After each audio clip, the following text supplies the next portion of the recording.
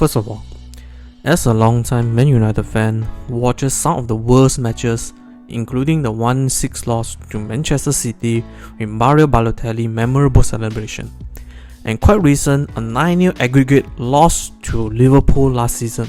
But last season Man United was going through all kind of bullshit. Coming this season was the first time I was so intriguing to watch a rival of display, Liverpool against Man United in Anfield. And because Man United was on a hot roll, winning Carabao Cup, defeating Barcelona in a spectacular fashion, but Man United ended up giving us an oh my god weekend, losing 7-0. 7-0 to a rival Liverpool. And Erik Ten Hag had reported calling the players unprofessional with the second half performance. Like I said, in the match, first half losing 1-0 is not the end of the world. But second half, losing 6-0 was embarrassing at its peak. To add salt into the injury, both Darwin Núñez and Cody Gakpo, both whom was the transfer target as a forward for Erik Ten Hag in the past summer and winter transfer window, scored a brace each. My words, I'm going to cry again. What is up, ladies and gentlemen? I'm Marvin, codename CM. Welcome to the Code United channel once again. This past week, I was actually planning to make another video regarding Donny van de Beek. Unfortunately, that loss was so traumatizing to me, I scrapped everything and rescheduled the video. Sorry Donny, I really do mate, I really do. Man United obviously hit the biggest root bump with a humiliating loss to Liverpool, and as the on-field captain of the team, Bruno Fernandes did not escape any witch hunt due to his lackluster performance.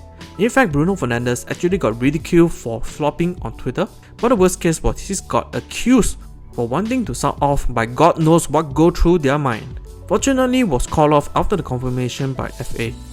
Shame on all of you who did those and not apologizing for that. Well, after watching through this torturing match, something strikes me that there were a couple problems in the Erik Ten Hag and Bruno Fernandes.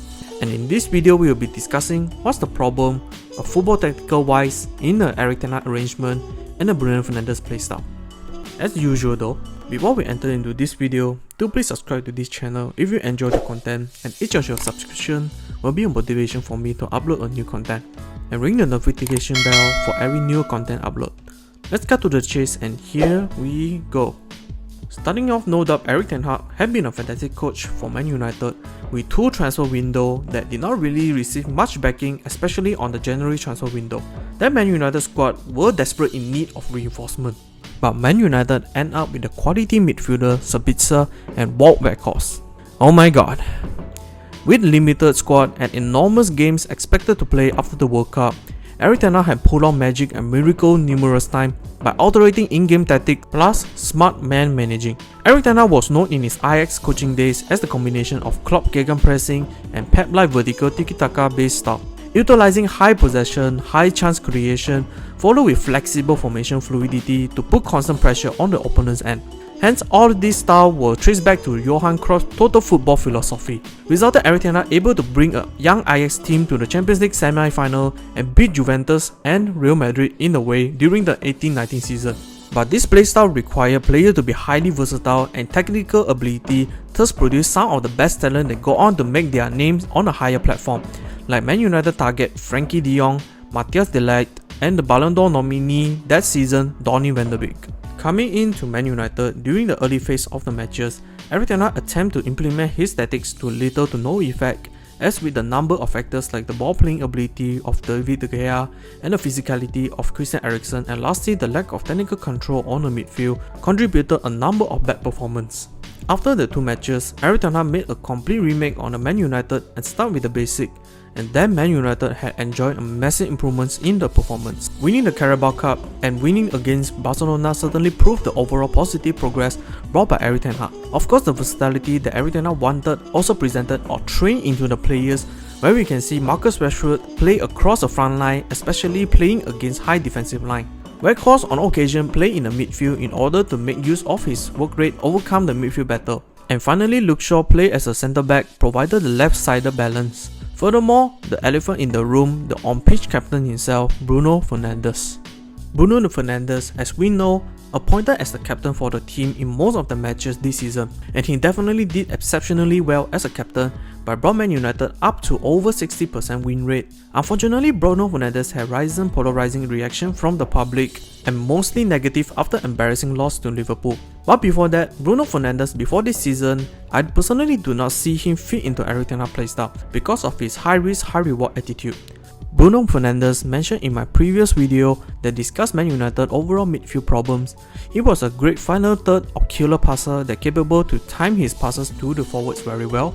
In spite of that, Bruno Fernandes was also known for his lack of composure when it comes to his passing selection. Due to the fact Bruno Fernandes do not possess physical specimens that many times he got easily pushed over by much stronger player, which meant that Bruno will make his passing quicker before any defender had time to react. However, many times the passes were too hard or too early to release for the forwards. Besides, his shot selection was not as any better with his passing, as his attempt was shot on goal, usually from distance, oftentimes will fly all around except between the goal posts. In the FB report, Bruno's stats does show his obvious pros and cons. His 90+ percentile for shot creating action and expected goals and assists illustrate his ability in playmaking as a 10.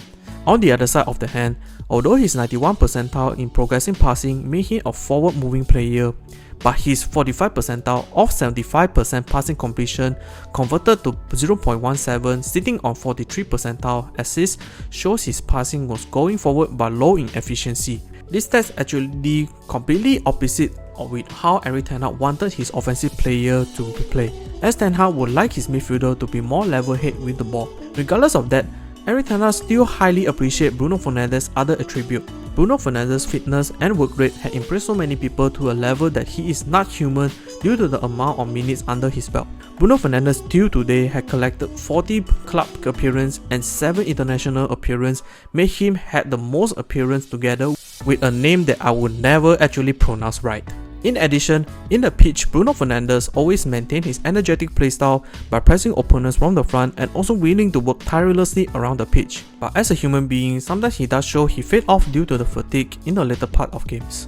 Under Erik ten Hag, Bruno Fernandes in these recent couple matches had operated in different positions, normally across the camp to both wings on some noticeable success. Especially playing Bruno Fernandes on the right wing has seen some many successes as he appeared 6 times on the right wing this season, collected 2 goals and 4 assists. On the right wing, limited Bruno erratic playstyle and solely focused on creating chance by whipping crosses into the box. But here lies some problem in my point of view with Erik ten Hag tactics on Bruno Fernandes. Although Fernandes is more than capable to play on the wings, but Bruno was more effective as the camp spot and should decide whether to place Bruno on the central or on the wing based on each opponent that Man United were facing. To note that Bruno Fernandes was fast, but is not explosively fast to be a winger, and why Erik ten Hag actually moved the team's most creative player to the wing to accumulate ball Weghorst, a slow-footed forward on a camp spot.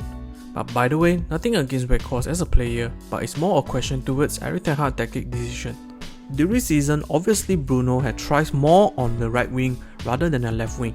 Most noticeably, against Liverpool, playing Bruno on the left was a disastrous decision as Trent Alexander-Arnold consistently moved forward down the line and Bruno was struggling heavily to track him. This decision led to most of the second goal came on the left hand side, and if being honest, can be blamed on the naivety of Erik ten Hag wanted to utilize Bruno's high defensive work rate to track Trent Alexander-Arnold, but failed to achieve any positive result.